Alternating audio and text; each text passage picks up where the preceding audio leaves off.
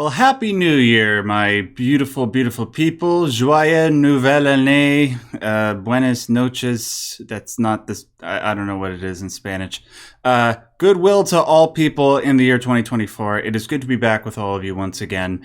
I'm your host, as always, your friendly neighborhood Simpsons kin, Maximilian Danger Derrat, hosting Maximum News.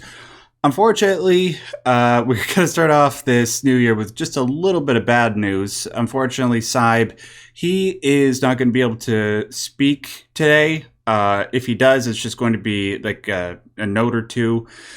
He's not feeling particularly well. His voice is completely shot. He sounds like he just crawled out of the crypt. That's how bad it is, the poor guy. But in his stead, just so we have somebody that...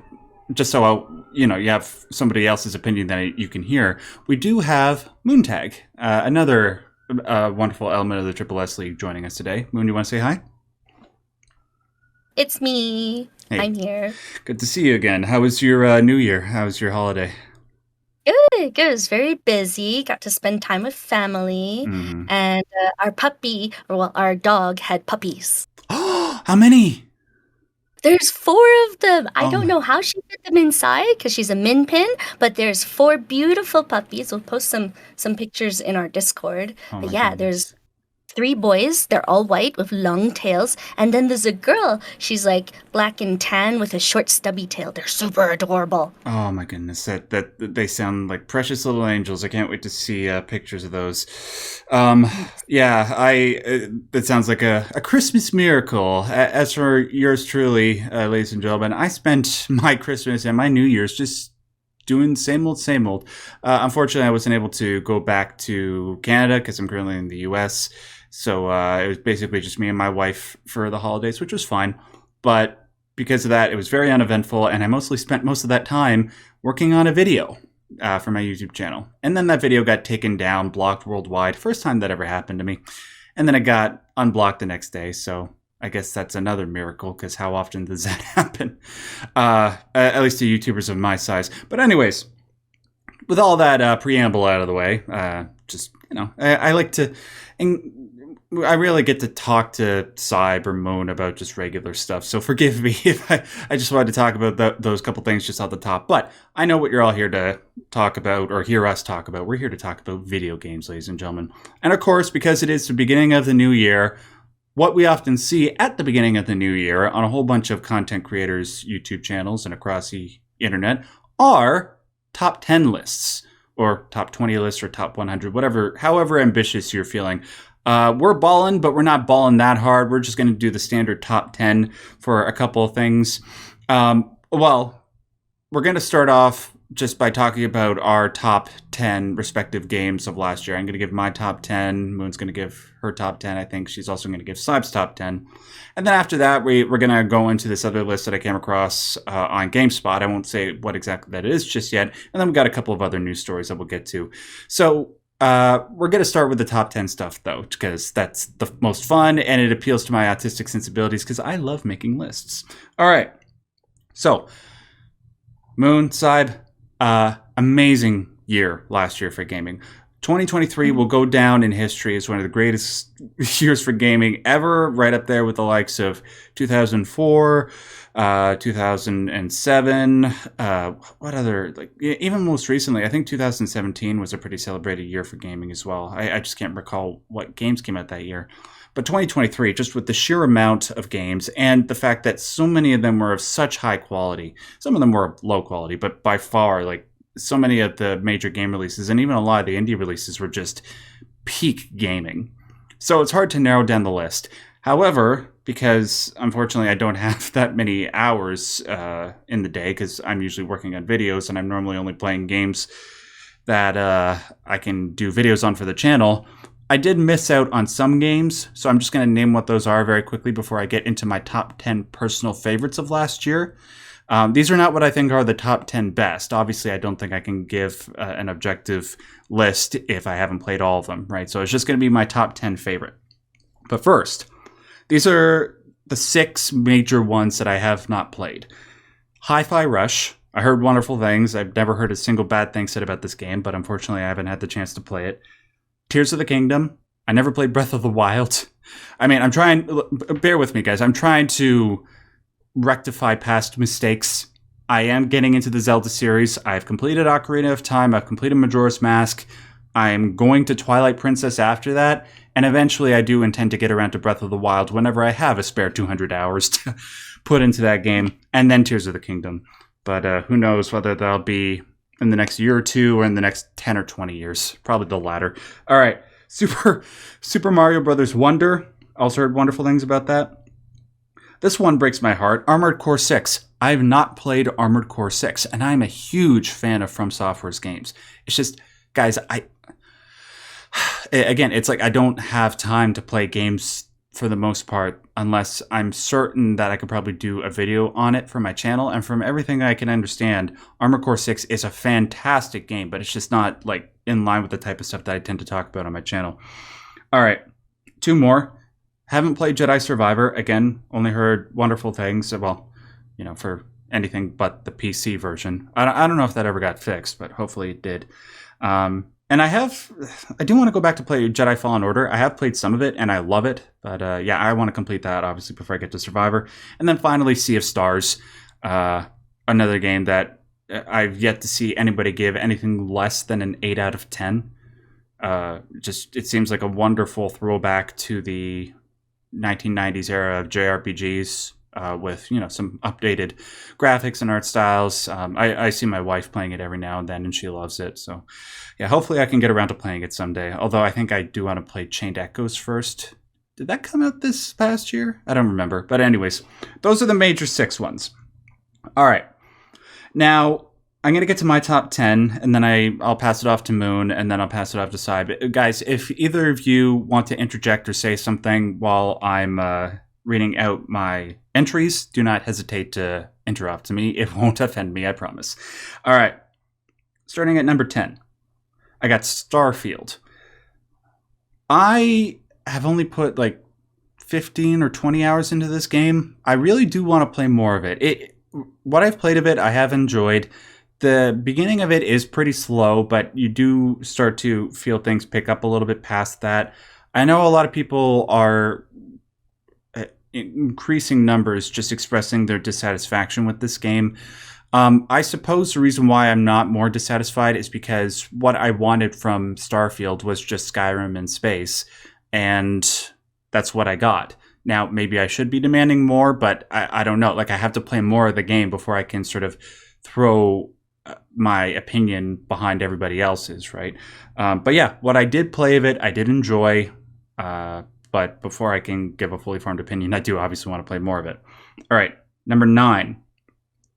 Wolong Fallen Dynasty. This is the most recent video game put out by Team Ninja. They're responsible, I believe, for, well, obviously the Neo series. And I think they're also responsible for Dead or Alive and Ninja Gaiden. All of them are legendary. And Wolong is sort of the latest in their sort of entries into the Souls-like genre. I love this game. I love the crap out of it. It's sort of a mythological retelling of the Romance of the Three Kingdoms era. And it's an absolute blast. It's the pairing system, the dodge system. I love the honor system that they introduced into the game. It makes things a whole lot of fun. It keeps you on your toes, but it doesn't make you angry like Neo did for me sometimes, or games like Sekiro. And I obviously there's a huge aspect of Chinese alchemy in the game, and anybody who knows anything about me knows I love alchemy. And yeah, I've been playing this game on and off with my wife for the past year, and I've yet to get tired of it. It's been an absolute blast. And, that should say something about how amazing this past year has been for games. If, given all the praise that I just offered Wolong, it's only at number 9 on my list. Let's move on to number 8. Remnant 2. This is just slightly ahead of Wolong, and it might be recency bias, but I loved it. And what's not to love about a game that's sold as Dark Souls, but with guns, right? And that's exactly what it is. And it's a lot of fun. And it also has a pretty surprisingly deep combat system as well as a story. I'm really curious to learn more about the Remnant universe. I imagine when more DLC comes out for the game, or when I just have time to read up on it. It's a lot of fun. It's cosmic. It's Lovecraftian in a couple of ways. I would highly recommend it to a lot of people. All right, number 7. Baldur's Gate 3. Now, I think I can already guess on whose list is probably going to be at number 1. It would probably be at closer to the top for me as well. It's just unfortunately, this is going to be something that you hear a lot when I'm talking about this list, and probably something that you guys are tired of hearing me say on this podcast in general. I just don't have the time to play it.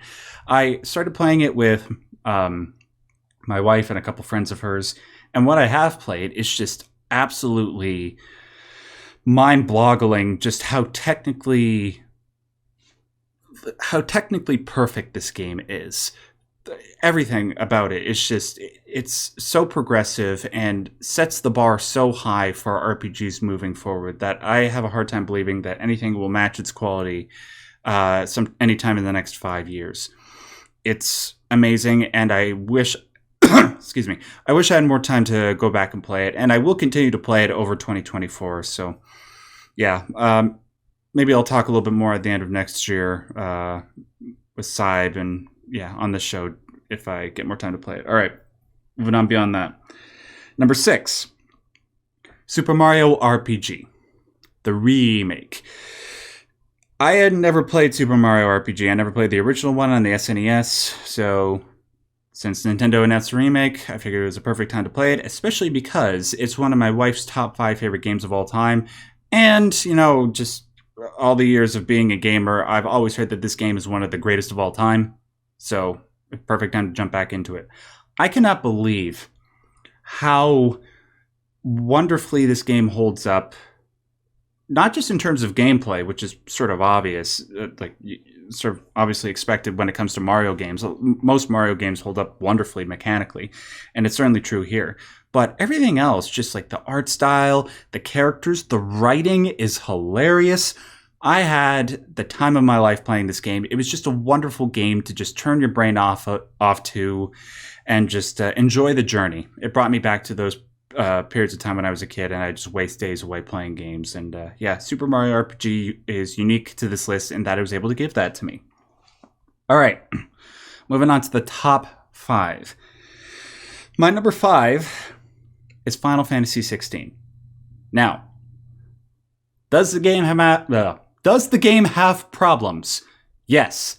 The side quests can be a little bit dry at times. Even the main story, I can understand a lot of people's criticisms of it. Maybe they think that some of the themes in the game are a little bit shallow compared to the way similar themes were portrayed in past games. Having said that, though, the things that this game gets right, it gets really right. I love the combat system. I love the graphics. I love the music. There's a reason why it won Best Score at the Game Awards this past year. I love the characters. Clive is one of my favorite Final Fantasy characters ever now. And I cannot wait for the DLC to come out. Honestly, I love this game so much. When the Game Awards happened, I think my number 1 favorite announcement that was made was probably just the DLC coming out for this. It's because even though this game has problems, the stuff it gets right is off the chain, in my opinion. So, Final Fantasy 16. Number 4, Spider-Man 2. Is it a little bit of a safe game in that it didn't do a whole lot more than it maybe should have for a sequel? Maybe. But look, the original Spider-Man was amazing, and if it just... all I essentially wanted from a Spider-Man 2 was an expanded cityscape, a story that was of a quality similar to the last one, and Venom. And I got all those in Spider-Man 2, and I'm perfectly happy, and what I got was enough for it to go in the number 4 spot. All right, moving on to number 3. Speaking of Souls-like games, Lies of P. I love Lies of P. It is by far, in my opinion, the greatest Souls-like game ever produced. Not only is the game a wonderful and sometimes obvious tribute, like sometimes on the nose when it comes to Souls-like games, it progresses the Souls-like formula in a lot of wonderful ways. It's sort of like a blending of Bloodborne's kinetic, fast-paced gameplay with Dark Souls' dodging and Sekiro's blocking, all in one. And then it has a couple of other tweaks here and there that sort of make it stand on its own. Plus, the story, anybody who's ever played a Dark Souls game or a game like that from the people who made it from software, they know how deep the lore for these games can go. And I won't say that Lies of P gets as deep as those games do, but man, does it get close. If you guys want to see how deep Lies of P goes when it comes to the way it sort of blended all these real world mythologies into one, everything from fairy tales to alchemy to Gnosticism, which is like a religious sect of Christianity, it's unbelievable. If you guys want to find out more about that, go check out a video on my channel that I released a few months ago on Lies of P, and you'll know exactly what I'm talking about. It is amazing. I cannot wait to see what they do with the DLC and what appears to be a sequel that they're teasing. Yeah, I had an absolute blast with this game. All right, getting into the top 2. My number 2 is Resident Evil 4 Remake. Now, I'm not saying that Resident Evil 4 Remake is necessarily a better game overall than games like Spider-Man 2 or Baldur's Gate 3 or Lies of P, because I don't believe it is. However, I had probably almost the most fun that I've had this entire year just playing this game. It is a well-tuned, well-refined horror and action experience. It took one of the greatest games ever made and made it feel fresh again. It made us feel like the way that we felt when we first played it back in 2005 when it was released for the GameCube, but just with updated graphics, Ashley not being annoying anymore and that sort of stuff. And it really helped me get through COVID. So this was the game that I played strictly the entire time that I had COVID last April. So maybe that's biasing me a little bit, but not by much. It would probably still be in the number 2 spot. I love this game. And man, I wish, like, if I had the time, I would just go play through this game nonstop. I loved it to death. Now, my number 1, it should be obvious to anybody who's been watching the show for the past few months. Obviously, it's Alan Wake 2. This game was everything that I wanted, and it was also everything that I didn't know that I needed in an Alan Wake 2. This game, I and everybody else had been waiting for 13 years, and my God, what we got was beyond what I could have possibly expected. Everything about it, and just, it's a work of art in terms of game design, and it's probably one of the greatest stories that I've ever seen told in a game.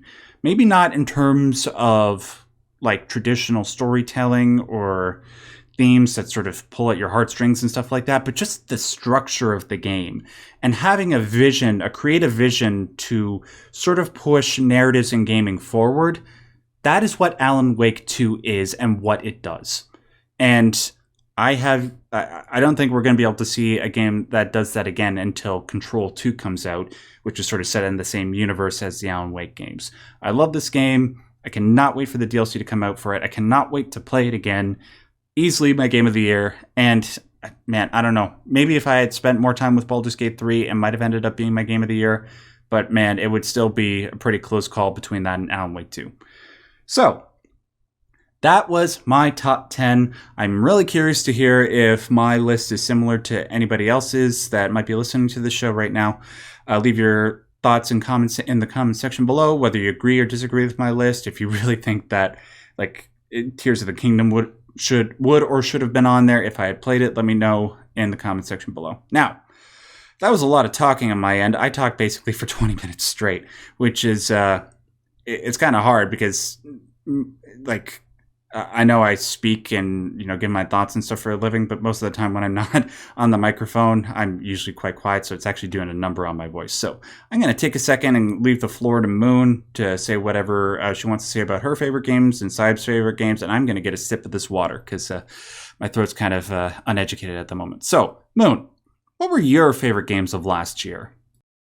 So I didn't quite go as extensive as you to make like an actual like tiered list, like from top to bottom kind of thing, but I have like just like certain categories of games that I drift towards personally.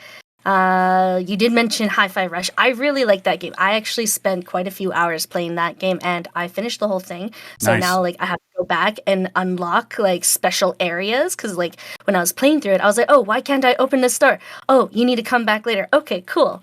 So yeah, there's definitely a lot of replayability there. I really like the music. Like, not only do they have like some popular music that you will recognize, but they made a whole bunch of custom music for it. Oh, cool. So, like, if you like rhythm games, I highly recommend this. The dialogue, very funny, and I enjoy all the characters. They've all got their own, like, very distinct personalities, distinct little quirks. And they do have a lot of assistance. If, like, you do find rhythm games hard, they have, like, a lot of visual assistance, as well as if you're playing with a controller, there's, like, a vibration assistance as well to help you keep to the rhythm. And yeah, it's overall, I find it very appealing visually, musically, and just like overall there's a lot to it. I can spend like a lot more time on it. Yeah. Another one, let's see. Well, obviously there was also Baldur's Gate. Both Saib and I were into it. We're basically, I'm just gonna give a combined list and like let Sure. you know where the crossovers are really. So yeah, we both really got into Baldur's Gate 3, and like I'm not super familiar with like the whole D&D thing other than like Same. reading about it through like pop culture and stuff. Like I did try joining a D&D group once, but I was very like overwhelmed being like I don't know what I'm supposed to do. I decide to throw a rock at this thing. Very confused. So it's like this is nice because it's all right there and you can explore. You have like so much choice for like what kind of actions you want to do. And if you play it on PC, I'm not sure if they have it on like the consoles, but like on PC for sure, you can download mods to like super customize it. Because for one thing, I want to be a druid, but I hate the outfits so much. Right. So I got a clothing mod, and now I look so cool. Like, what was it? Saib called my party because I changed all their fashion. Like everybody got a makeover. He called them my emo Final Fantasy crew. Of course. Yes. Yeah, because everybody's wearing black and they're super moody and dramatic looking. It is fantastic. Does one carry a gunblade and say whatever a lot? Oh, I wish I could do that. Right. But, you know, just to your point about Baldur's Gate 3 and how you're not really familiar with Dungeons and Dragons and found it sort of hard to get into, I'm sort of in the same boat.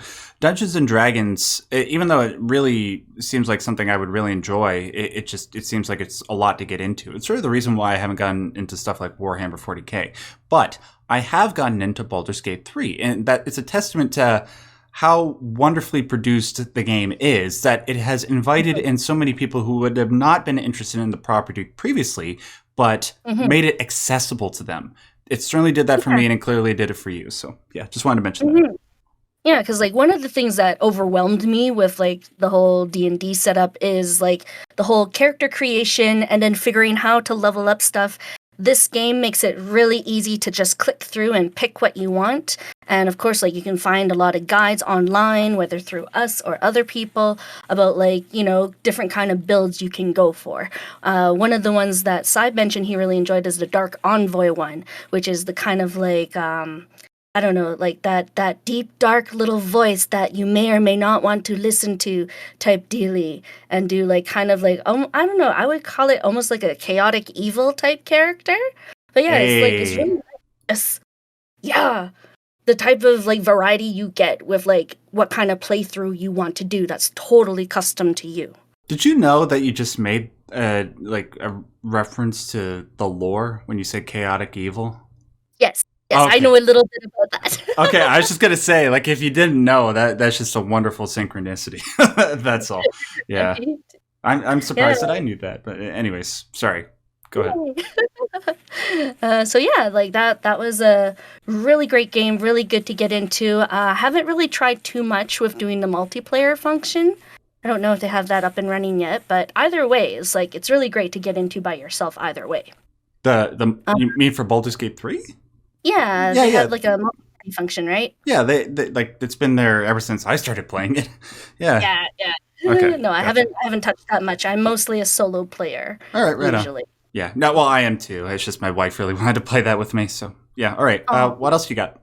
We also got Hogwarts. Oh my gosh. So like I Oh remember yeah. back in the day, they did put out a Philosopher's Stone video game where like actually did have you play as Harry Potter and like go through like the whole school year kind of thing and I doing whatever. played the But crap out of that game. I mhm, loved that game when I was a kid on the right? PS1. On the PS1, Yes, yeah, yeah. Sorry, yes. just wanted to say. Exactly. Oh my gosh. So like when this game came out, oh man, all kinds of nostalgia. Plus like the way that they built the castle and like just being able to explore it and seeing like, the different entries and like just the stairs that kept disappearing. Oh my gosh, it is very immersive. It definitely hits that nostalgia vibe for any of you who are into the franchise. And just like it's super fun and like just being able to like explore all these different areas that you recognize from the literature but in Hmm. game. It was so cool. I definitely spent a lot of time in the village, in the wizarding village, going to all the different shops and trying to like explore every nook and cranny. Oh, it was great. I forgot to mention Hogwarts Legacy. I played 4 hours of it, and Uh-huh. what I did play, I absolutely loved. Mm-hmm. Man, I guess it doesn't really belong on either list because I did play it, but I didn't play enough of it to really get an opinion on it. Again, it's just a matter of not having time. But yeah, oh man, it Mm-hmm. looks amazing. Yeah. And then another game that actually also hits some nostalgia buttons for me is I think it was back in like April. They came out with The Murder of Sonic the Hedgehog. It was Oh yeah, I heard about that. Yeah. oh my gosh, it was so good. It was so good. And like not only okay, so like from the name, you're like, what the heck? But basically it's like a murder mystery. And it's like on a train, so it's a closed area, and it's basically a point and click. You're going around, you're collecting clues, you're kind of figure out who done it, and when you're at certain points, like checkpoints, I guess you could call them, Hmm. you do the running thing. So you like when he goes running on these paths and he collects all the rings, you have to do that, and it's just like continuous, and you have to collect enough points in order to like say, "Haha, I know who did it," or something like that. But yeah, no, it's very cute. It's definitely I do recommend it as a playthrough. I believe it's free. So it's like, why not? Go check it Yeah, out. I remember Saib saying it was free when we first played it. Mhm. It's such a weird crossover, right? It seems kind of Mhm. oxymoronic or I don't know, contradictory for Sonic and a murder mystery to come together. It's like saying that your career profession is grounded aviation. I don't know. Right. Sorry. What else you got? We've got some more point and clicks actually. So this is one of the ones that we talked about during some of those game showcases. Viewfinder. Oh So, yeah, I never played that game. I oh my forgot gosh, it was about so much that. fun. Is it as good as it So cool. looks? It's so pretty, yes. Okay. Oh my gosh. And it's like, so you have to be strategic, but like just the whole design of it is beautiful. So you take like, you have to use the cameras and take pictures. And when you take these pictures, you post it up and then you can actually go into the picture, right? Yeah. And like that's how you just like you progress through the game like that to try to get to like the end point, and you got like this kind of like mystery, like because like it's an empty world, only you are there, and you're like learning about like the history of the place that you're exploring, because you're kind of exploring through like this other dimension as well as through pictures. Hmm. It was really cool. It's very novel. Like just the whole design of it. It's like I've never really seen anything like that before, and it was very pleasant playthrough. Very Yeah. pleasant. The first time I saw that game, I was like, I have to play this game. What a creative idea. But somehow it just Right? completely I have no idea even when it came out. What Right. do you know when it came out? Came out in July. Wow, okay. And Hmm. what the heck I came played. out in July that I I can't, oh, Baldur's Gate 3 probably. All right. Baldur's Gate came out in August. Yep. Oh, So it okay, was like my bad. right up in there. Right up Gotcha. in there. Hmm. Maybe it was when I was in LA or something because I was at a convention. Maybe that's when it came out and I completely missed out on it. But yeah, God, I really need to play that. Oh, I need to play that. Okay, what else? And then there's another point and click that I really enjoyed called The Book Walker. And it's kind of how it sounds. It's like a very noir type visual game, and it's you're solving a mystery. You're like literally a guy that can walk in books, so you can dive into books, and then you're basically the premise is kind of like you're commissioned to go into books to retrieve items from the story, and it's just there's like some drama going on with like your character, but it's so interesting, just like the way that they built it, and like just I really enjoyed it because I like books and I like the concept of being able to dive into books. But oh my gosh, just forewarning, the stories that you dive into are very sad. Well, if you like they are tragic. If you like the concept so much, you should definitely play Alan Wake 2 if you haven't. I have that on my list. Oh, you're gonna love it then. That's all Alan Wake is. Yeah. All right. I do like the tragic stuff more than Syb does. She shies away from those. He'd rather not, but I will definitely play it. Cool. Let's see what else we got here. Oh yeah. So Syb, we'll jump to Syb's games now for a little bit. Syb really enjoyed Vampire Survivors. He's been playing that game like so much, and like I like watching it. It is a lot for me to handle because it's just like wave after wave after wave. But like I do enjoy watching him play because he's really good at that. And like just seeing him like level up every time he like has a successful wave. It's like it's a Vampire Survivor genre. Yes, the roguelite thing. Because he's played a couple of different versions. And like it's a really neat concept that's like really simple and straightforward as far as like the mechanics go, but it's like it really builds up the tension as you keep playing it, right? And I really like all the different themes that they have for it, because like I've seen a whole bunch of different ones, not just like vampire stuff. I saw some anime one, I saw some mech looking ones, but yeah.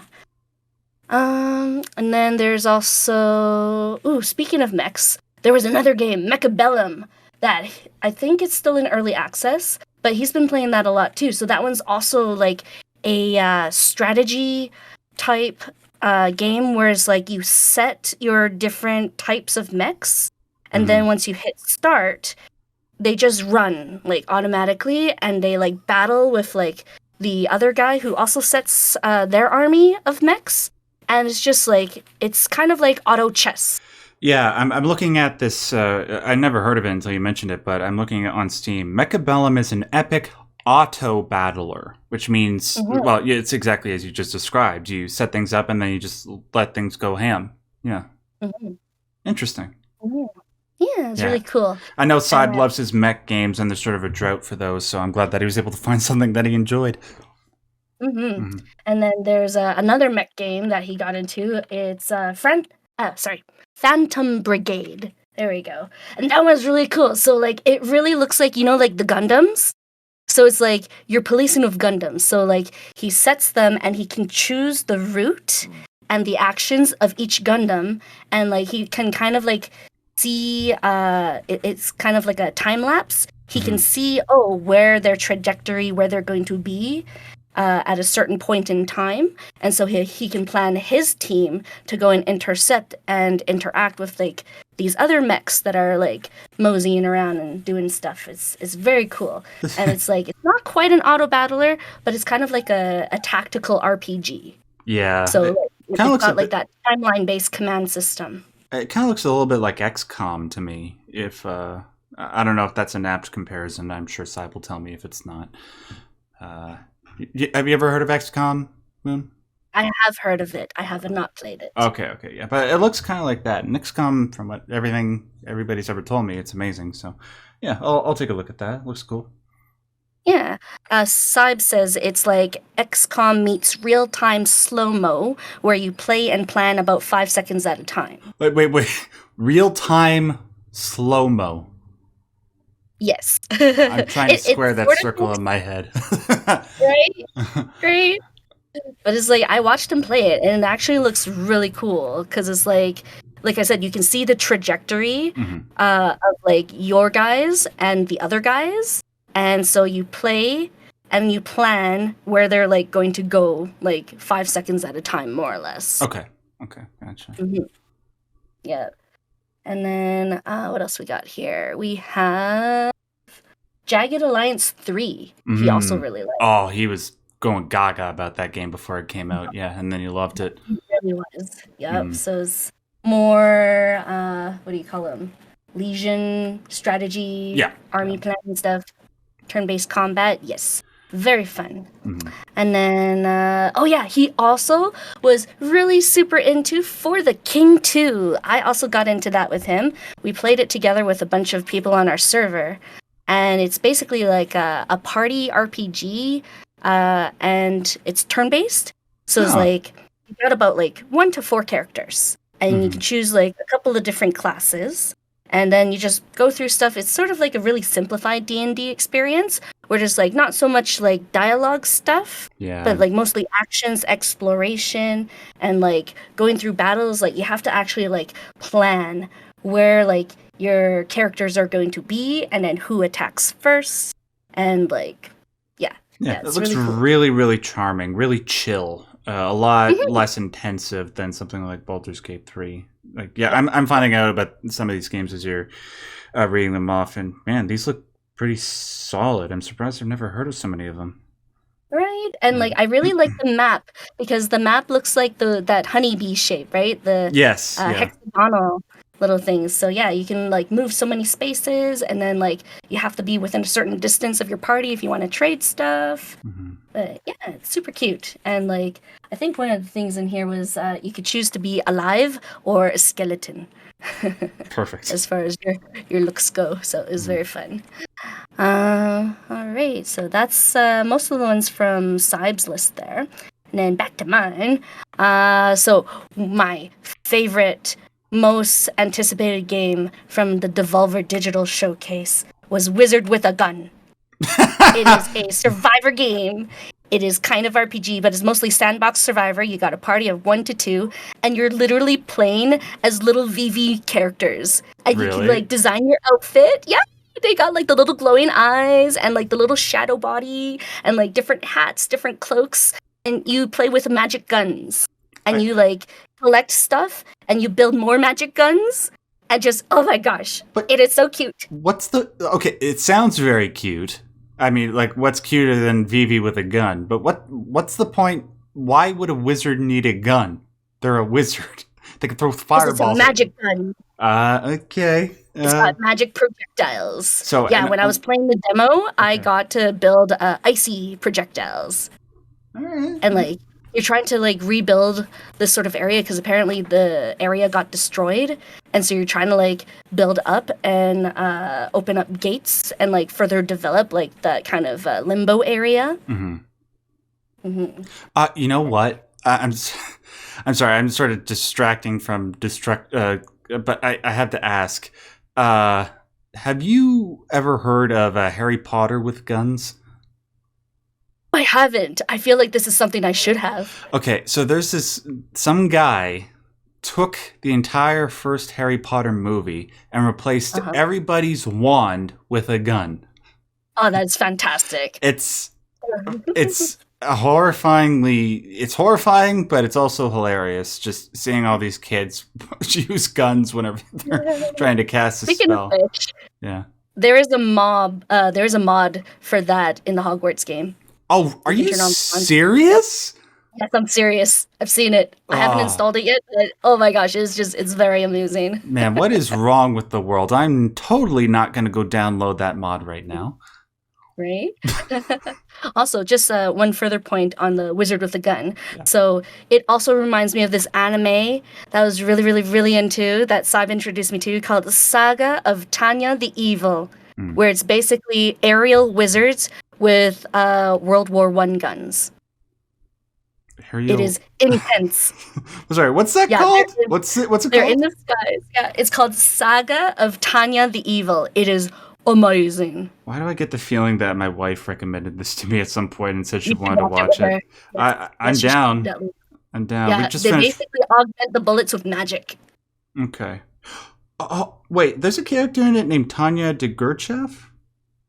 Yep, yep. Oh, a friend of mine goes That's by her. that name on Discord. So, well, now I know That is where. great. Now you know.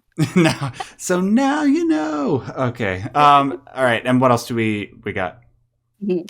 I also agree with the Sea of Stars A. RPG. I did get to play that demo, and yeah, it totally hits that like very nostalgic JRPG vibe. Like I love that whole design. Like I was also playing like Octopath Traveler for like a good long Mm. time as well. So Oh, like did that come out this this like year?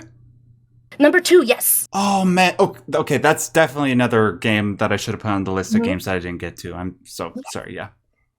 You just keep adding to this list of games you got to play. There were so many games. Well, one So of the many. perverse benefits of 2024 is that there's going to be far Mhm. less games, so that I can actually get around to these other games. So Right, yeah. right, exactly.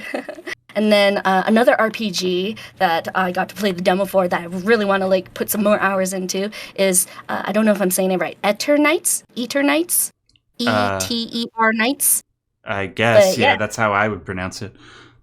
but yeah. So it's like also like an anime type, but like oh my gosh, like stuff goes sideways really fast. Like if you have a chance, try playing a demo, get a feel for it. But like it's cool battle system, and it's like I really want to know what's happening. Like, I really want to know what's happening with the story there, because like just with the stuff that's going down, like basically it's like the apocalypse happened, and like you're just some dude who's just crushing and like wants to ask some girl out or whatever, and like there's an idol who's just like trying to get through her day or whatever, and then she got to go into this bunker and trying to survive and stuff, and Man. then like there's this mysterious character and just ooh, yeah. So like I'm excited to see some more of this game, honestly. And they've got like some cutscenes with like the kind of cell shading Mm-hmm. anime stuff, but like the actual game itself is like 3D rendered and like just it's like hacky slashy real time battle.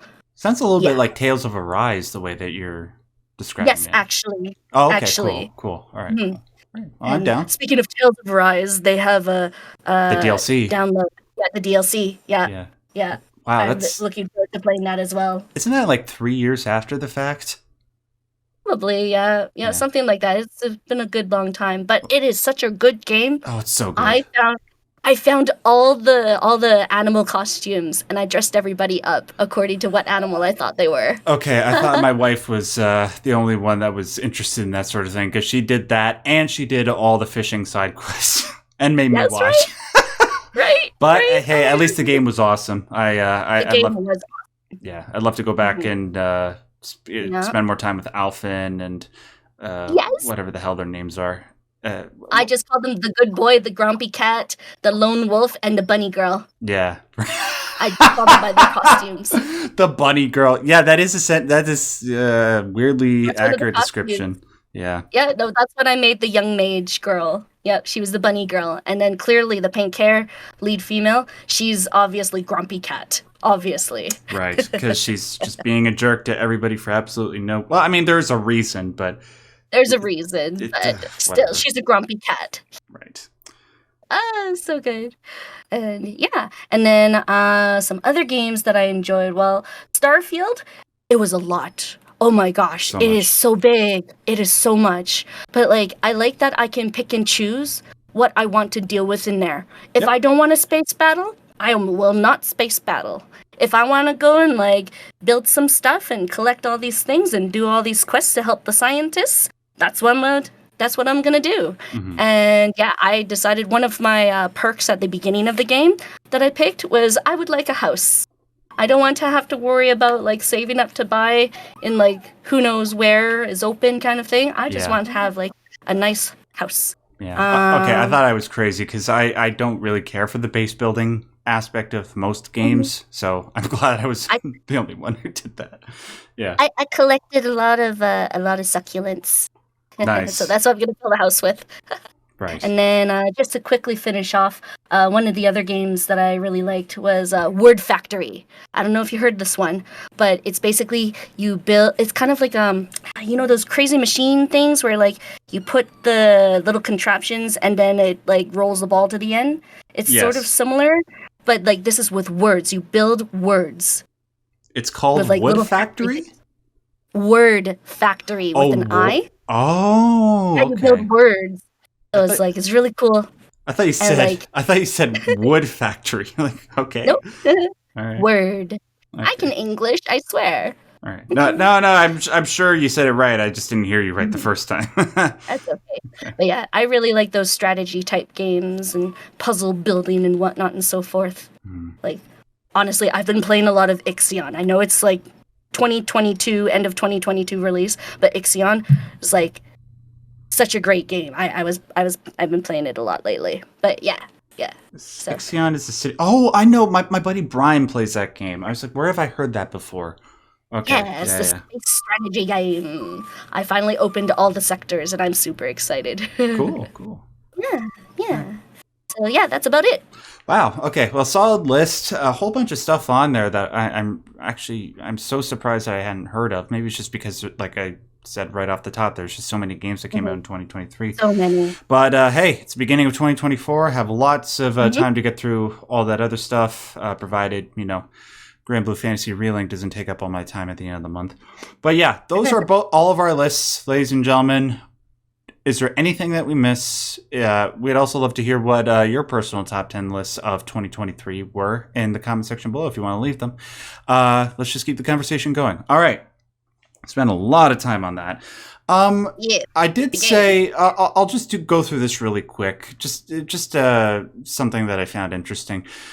With so many games coming out in 2023, there's obviously going to be a lot of competition, and naturally, people are going to wonder, well, what games pique people's interest enough that they were willing to spend the most money on it.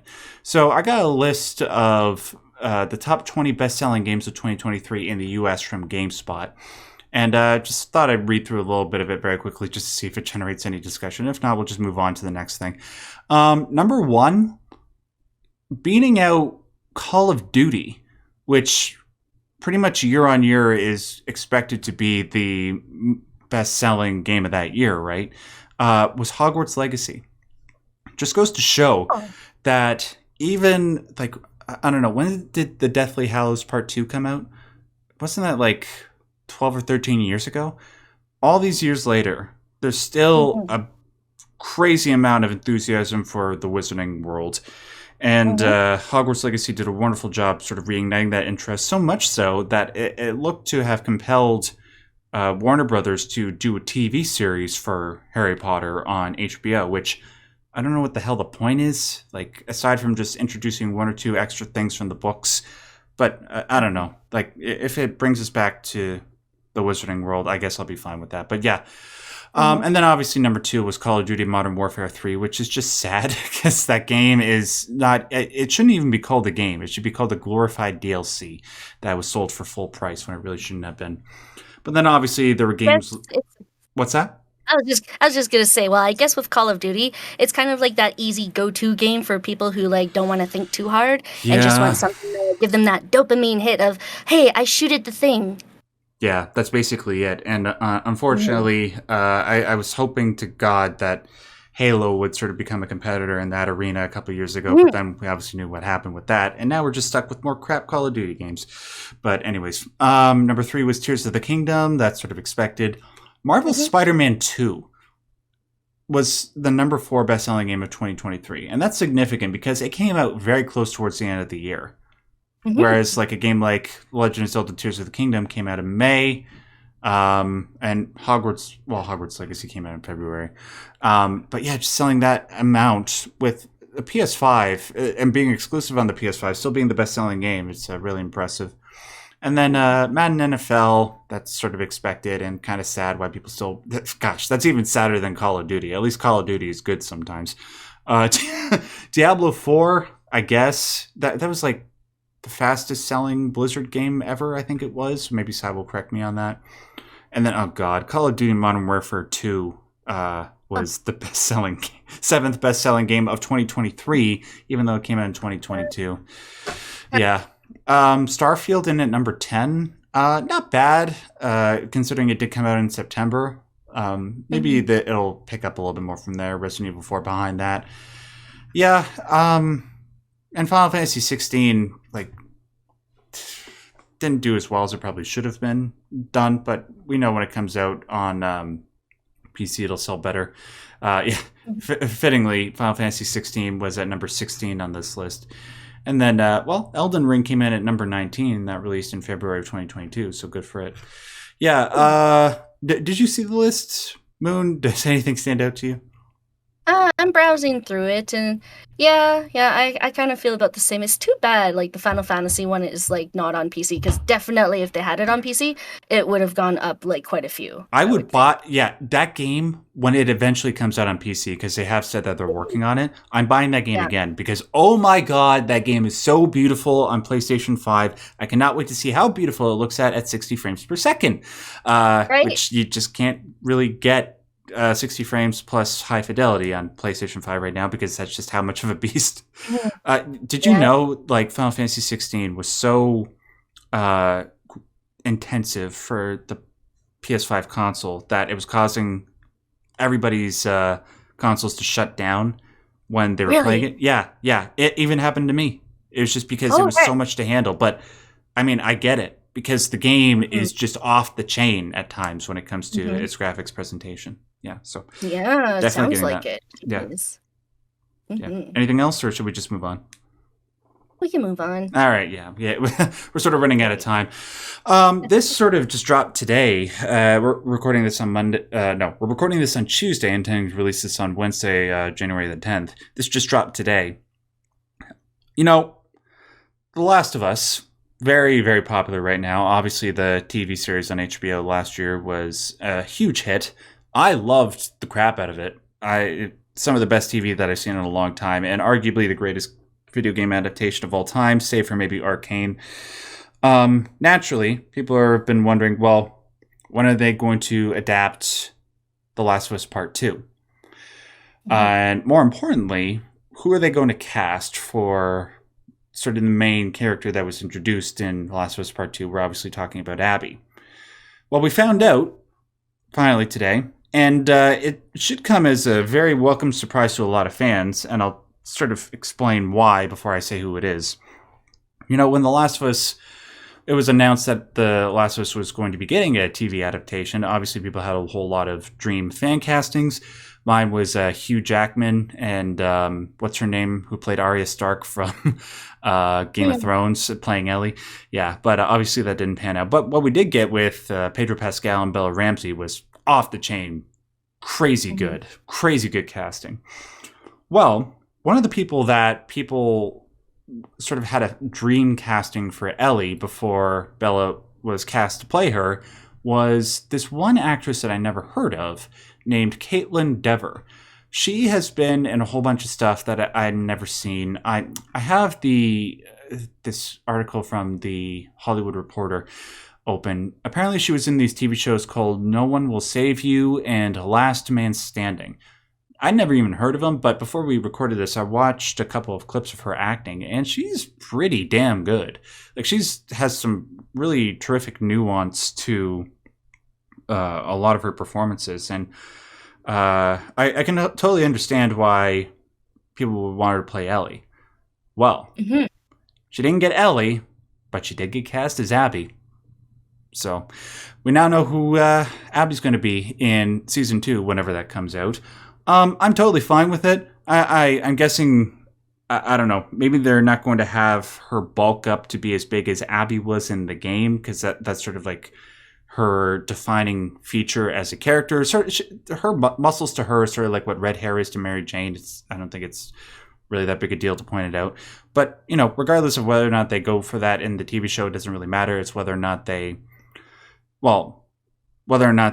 adapt the character well, but also, I gotta say, and, you know, this is sort of no secret for anybody who's been listening to the show for a long time, I'm not the biggest fan of The Last of Us Part 2. I don't hate it like many people do. I'm sort of like, I think the game is a 7 out of 10. I just have a lot of problems with the way certain things happened in that game. Not with the fact that what happened, but just the order and the way it was presented. I had a lot of problems with it, and I hope that The Last of Us Season 2 irons out some of those problems. I mean, Last of Us Season 1 really expanded upon the original game in a wonderful way. And I just hope if they address a lot of those things when Season 2 comes around, that things will work out. But I don't know. Moon, did you happen to watch The Last of Us Season 1? And whether or not, what do you think about this casting? I haven't, but from what's being described about like this character and this actor, I think it sounds like a very good pairing. So I may have to just put this on my to watch list because honestly, I just watched a ton of anime, but I should try to watch some more live action stuff. Well, I'll just warn you. It's pretty brutal. It's it's Is it Game of Thrones brutal? Yes, in a couple of respects. I'll even say this: no TV show has ever made me cry before, but The Last of Us did. Okay. Yeah, okay. so you just keep that in mind. It's that type of show. So if you're used to watching a lot of upbeat anime, maybe be in the right mood for this. Not all my anime is upbeat, but that's beside the point. Right. Well, I mean, I don't know how depressing your anime gets. I don't know. Some of it can get very depressing. Yeah. But yeah, no, I have a. I think I can give this a shot. Yeah. All right, right on. Okay. I got to take a sip of this water. Just give me a second, guys. My throat is almost done. I do enjoy seeing like kind of like the casting and results for like characters like this, what they describe. I'm really curious. Like my favorite character from Last of Us Part 2 is probably Lev. I wonder who they're going to get to play them. Whether I kind of hope they just go for the person that played Lev in the game. That'd be pretty cool. All right. Yeah, that would be. We're just going to finish off on this very quickly, guys. Another thing that sort of dropped today that Saib actually made me aware of. There's apparently going to be this Xbox Developer Direct Showcase on January 18th. That's Thursday at 3 p.m. Eastern Standard Time. Normally, I wouldn't generally care, but a couple of the games that they're going to be showing off at this Developer Direct have really piqued my attention. One is a game that got announced a long time ago. It's the Indiana Jones game. Yeah, remember Bethesda's working on that? Apparently, I'm just going to read what Xbox Wire wrote here verbatim. Machine Games, the award-winning studio behind the recent Wolfenstein series, will reveal their upcoming Indiana Jones game, an action-adventure that puts players in the leather jacket of the legendary archaeologist. Developer Direct will showcase more than 10 minutes of game and developer insights, including details about the game's story and setting, how fans will actually play as Indy, additional details from his next globe-trotting adventure, and the premiere of the first gameplay trailer. Oh, I didn't read this whole thing the first time this information was presented to me. I was like, okay, are they going to present gameplay? But okay, they're going to show gameplay. Cool.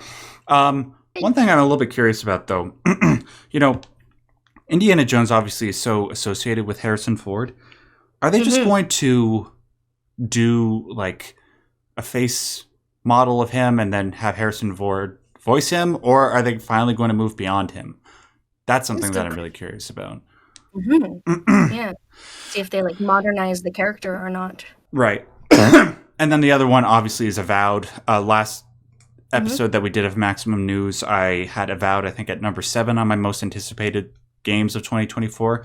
I mean, with the absence of Elder Scrolls 6, Avowed is probably the closest thing that we're going to get to a new game along those lines. And of course, it's coming from Obsidian, and they usually put out good games. So yeah, very curious to see what they have there. They're also going to show a game called Ara History Untold. I don't know anything about it. Apparently, it's a lot like Civilization 5. And Senua's Saga Hellblade 2. I'm already sold on Hellblade 2. It's my most anticipated game of next year. I just want a firm release date. That's what I really want. So I don't think they're going to give it to us, though, but I'll be interested in it. Any of those stand out to you, Moon? Anything you want to comment on? Senua's Saga, yes, Hellblade as well. I played the first one, and oh my gosh, I heckin' love it. That's one of those games where it's like, I really love like just the whole environment and like the audio, just really, really immersive, especially if you play with headphones. Oh my gosh. It is. Oof. I need to play that game again before Senua's Saga comes out. It's Mm-hmm. one of the most remarkable gaming experiences that I've had in the Mm-hmm. last 10 years. Probably the most underrated game that I've played in the last 10 years, save for maybe Talos Principle. Mm-hmm. That one is probably the biggest of all. But yeah, I just it's going to be amazing. And oh my god, the graphics for that game look off the chain. Yes. All right, so yeah, that's happening next week. We'll probably do we'll comment on it again. Maybe next week we'll probably get Syb's thoughts on it when his voice is back. But that'll do it for this episode of Maximum News, ladies and gentlemen. Thank you so much for joining us. Make sure to hit that like button if you like this episode. Leave any comments down below if you have any thoughts on any or all the things that we talked about today, whether you agree or disagree, just as long as you're expressing your opinion in a calm and civilized manner. We would love to hear from you. I want to thank Moon for being my co-host for this show. It's been an absolute pleasure doing this with you, Moon. Do you have anything you want to plug before we finish the show? If you want to see me freak out gaming, you can find some of the videos on our YouTube channel, the Triple S League. Or if you want to like chat with me in person or see some of the stuff that I post, join our Discord. I'm most active in the memes channel, the animals channel, and the food channel. Sweet. And you guys can just find me on all the regular forms of social media, just at Max Derrat. I have a video on Final Fantasy VIII coming out on Saturday. I'll be available for the patrons on Friday, so stay tuned for that.